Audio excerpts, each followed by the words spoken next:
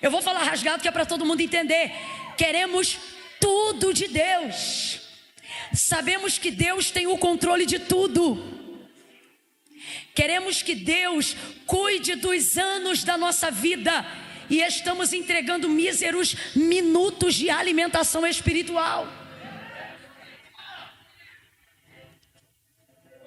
E com o passar dos anos, parece que espiritualidade e religiosidade viraram a mesma coisa. Aonde as pessoas não querem mais exercer disciplinas espirituais, porque afinal, veja, aquilo que nós vivemos aqui, meia hora atrás, uma efusão espiritual, debaixo de um mover sobrenatural, pulando, dançando, celebrando, vibrando, uau, isso é maravilhoso. E nós não oramos nem mesmo 15 minutos para que isso acontecesse, mas pode ter certeza que se isso aconteceu, alguém orou um pouco mais. E por que isso acontece? Porque o Espírito precisa estar no controle. Agora, se não somos espirituais, como ouviremos Deus? Como falaremos com Deus? Como aquietaremos a nossa alma? Como que o nosso corpo terá reações que convergem com aquilo que Deus quer que nós façamos? A visão e todas as maiores revelações que mudaram o futuro. Completa para mim, por favor. Visões e revelações que mudaram o... Bora! Visões e revelações que mudaram o... Todas elas não foram entregues num culto enquanto alguém pregava. Elas foram entregues no Espírito, enquanto alguém estava a sós com Deus.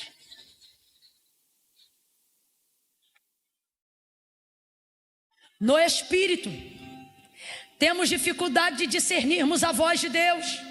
Camila, eu estou orando e eu sinto tal coisa. Camila, eu estou orando e eu vejo tal coisa, mas eu não sei se é Deus ou o diabo, como se a voz deles se assemelhassem. Jesus disse: minhas ovelhas conhecem a minha voz e me obedecem. Mas por que não estamos discernindo a voz de Deus? Porque queremos organizar a nossa vida física, queremos lavar o carro, queremos ter o boleto pago, queremos as crianças arrumadas para irem para a escola, feijão refogado, empresa organizada, imposto de renda em dia. E se sobrar um tempo a gente ora, mais tarde a gente ora, no final da noite a gente ora. E com isso o Espírito não tem controle sobre nada. Quem governa teu casamento é tua alma. Por isso que na primeira briga você fala tudo que não deve, e depois tem que pedir perdão por tudo que não devia ter falado. É por isso que na área da maternidade, a criação e a educação do seu filho está complicado, porque o Espírito não governa sobre a tua maternidade. E na hora que você se sente sobrecarregada da tarefa diária, você fala ou bate nele, fazendo tudo aquilo que não deveria fazer. A tua empresa está desorganizada, mesmo com você acordando muito cedo, dormindo muito tarde, respondendo o WhatsApp 3 horas da manhã. Você está debaixo de palavra, está debaixo de promessa, mas não vive o cumprimento de nada do que Deus falou. Será que Deus é fraco e não pode realizar o que te disse? Não, é que a tua vida espiritual está tão fraca que se Deus colocar sobre você a realização do que Ele te prometeu, o cumprimento da promessa dEle esmaga você. Porque o que Ele te deu no Espírito. Quando Ele disse que você seria a pessoa que você está se tornando, Ele falou isso no Espírito. Todas as coisas que Deus nos confiou, elas vieram do Espírito. O mundo espiritual existe antes do físico. Não foi o físico que disse ao mundo haja, foi o Espírito que disse ao mundo haja. Logo, está na hora da gente organizar a prateleira da tricotomia do nosso ser. Não é alma, corpo e espírito, é espírito, alma e corpo. Que volte o governo de Deus, que volte o controle de Deus, que saia do nosso meio a ideia de que 1 hora de oração vai atrapalhar a rotina do seu dia. Que rasgue-se a convicção de um sofisma desenvolvido pelo ativismo religioso, que disciplina espiritual é religiosidade. Disciplina espiritual não é religiosidade, é vida devocional.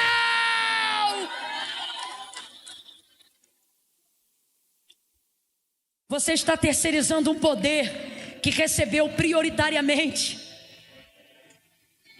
O Senhor aparece, e essa revelação extraordinária, ela é dada a Ezequiel no Espírito. Grita após mim, igreja. Ela é dada a Ezequiel no... Ela é dada a Ezequiel no...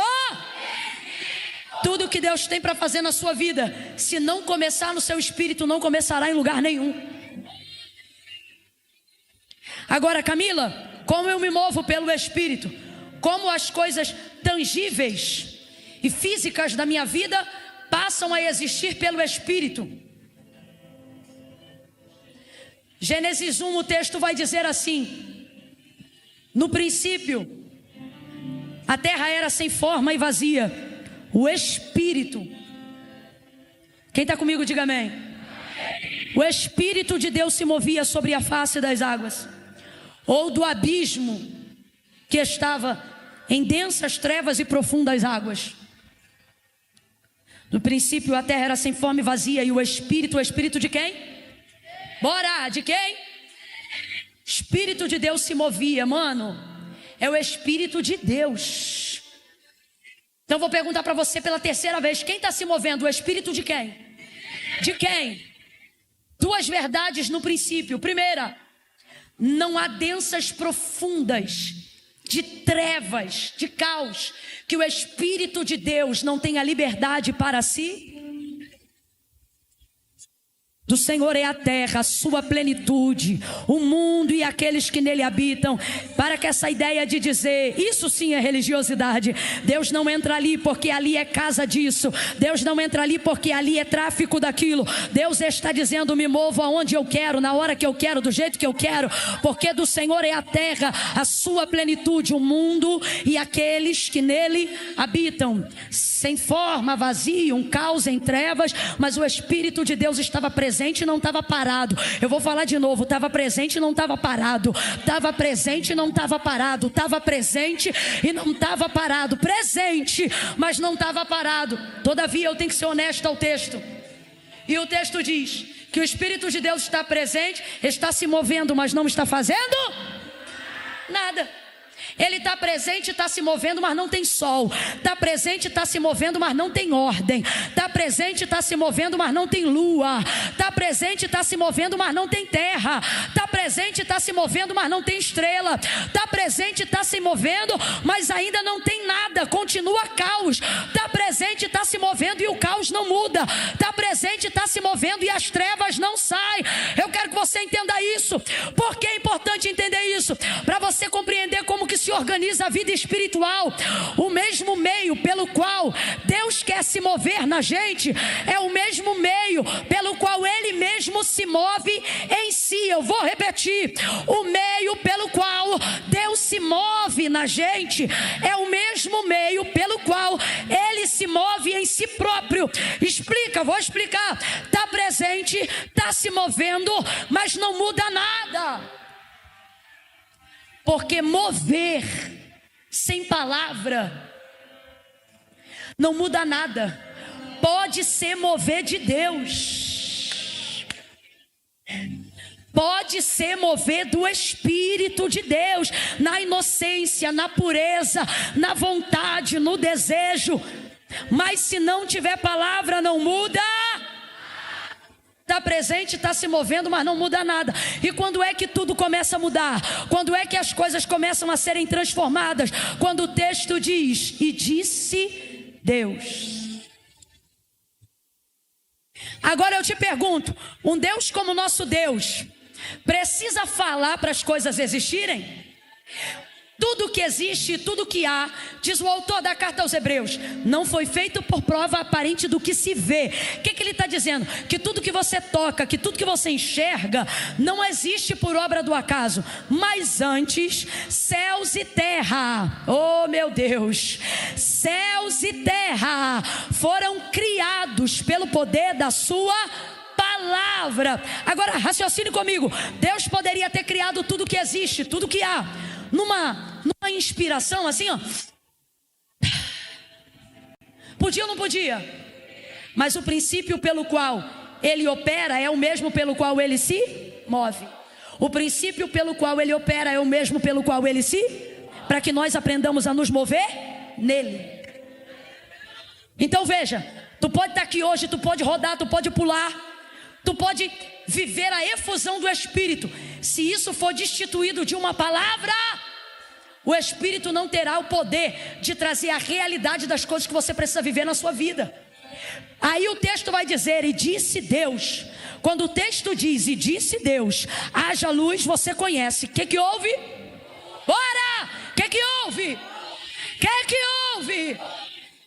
Então veja, tem Espírito, tem mover, mas não acontece nada. Porque mover não traz palavra, mas palavra...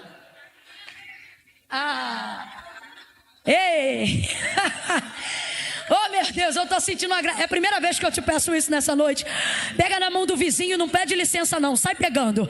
Pega a mão do vizinho aí, pega a mão do vizinho. Pega a mão do vizinho e diga assim, você. Diga, você está debaixo de palavra. Sacode ele e diz assim, ó, libera a palavra, libera a palavra, libera a palavra. Ei, você consegue abrir a boca aí agora e dizer as coisas que Deus já te disse? Você consegue dizer, eu ainda serei uma pregadora, eu ainda serei um evangelista, você consegue dizer isso? Porque você não irá além do que não tiver coragem de dizer. Repita as palavras que ele já te disse. Isso fará de você um profeta que traz mover pela palavra. E disse Deus, haja luz, e houve luz, e as coisas começaram a acontecer. As coisas começaram a acontecer. Aí você diz, Camila, mas eu não tenho essa fé. Deus está dizendo, pensa na fé depois. Primeiro recebe a palavra, entroniza a palavra, lê a palavra, acredita na palavra, profetiza a palavra, recebe